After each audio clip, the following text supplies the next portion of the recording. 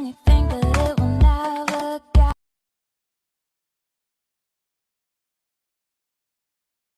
Hello mga kacharot! Welcome back sa ating kusina. Gawa naman tayo ngayon ng avocado lime cheesecake.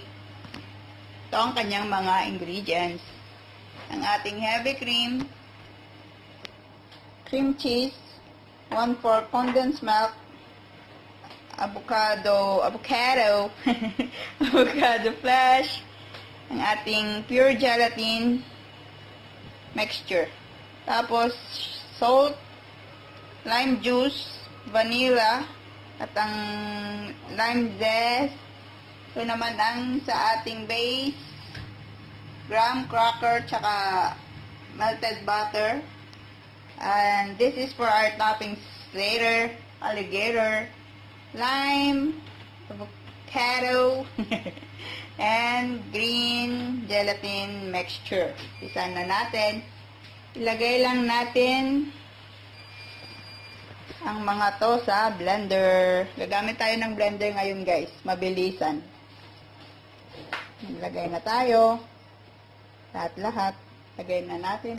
Lahat.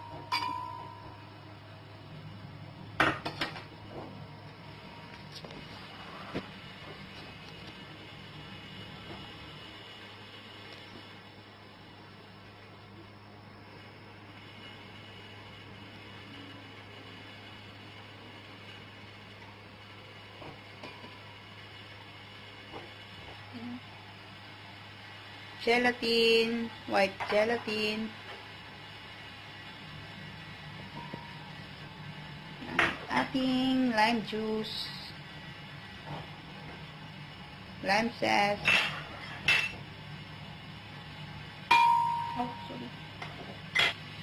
ang ating salt, vanilla, kunti lang, oops, ang ating cream cheese,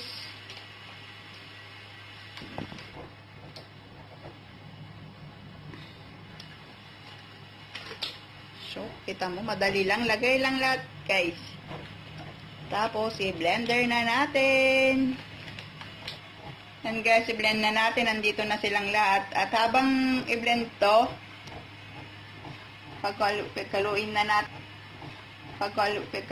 nating mabuti ang ating graham cracker at melted butter. I-on ko na guys, maingay.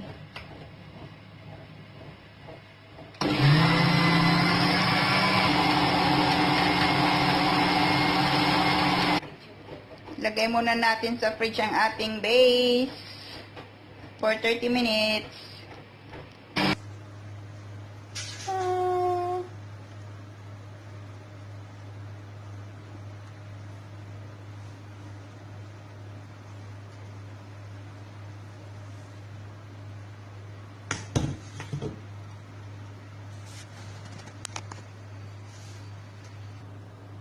Ayan guys, ilagay muna natin siya sa ref for 1 hour, saka natin ilagay ang kanyang toppings.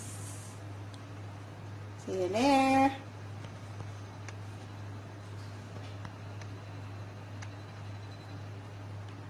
Ayan guys, ilagay na natin ang ating gelatin, yung green. Ito na siya guys, pakita ko sa inyo pag tumigas na. Pwede ilagay na natin sa ref for 8 hours or overnight. Balikan ko kayo. Ito na siya guys, subscribe po sa aming channel. Click the bell button para ma-notify kayo sa aming bagong luto. This is me saying, be positive, be happy, be happy, bye!